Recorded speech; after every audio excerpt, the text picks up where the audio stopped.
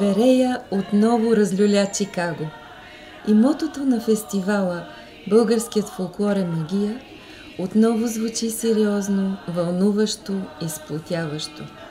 С изправяне на крака бяха посрещнати почетните гости на тазгодишния фестивал Верея, водени от вице-президента на Република България госпожа Маргарита Попова и генералния консул на Република България в Чикаго господин Симеон Стоилов.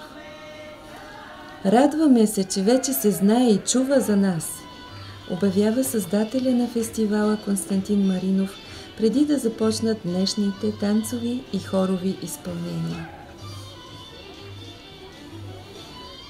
За шести път залите в Чикаго се взривяват от буйни аплодисменти от и за хора, пазещи и обичащи България от цялото си сърце.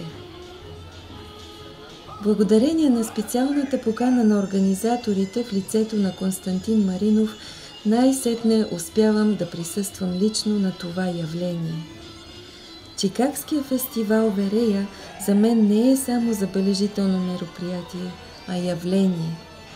Толкова много български дух, ентусиазъм и приятелство, събрани на едно място, трудно могат да се намерят дори в България.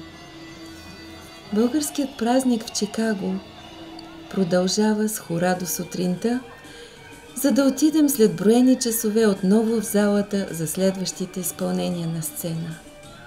Зная с каква всеотдайност всяка група се готви от месеци за тази среща в Чикаго и съм щастлива за признанието и топлината, които очевидно всеки българин получава тук.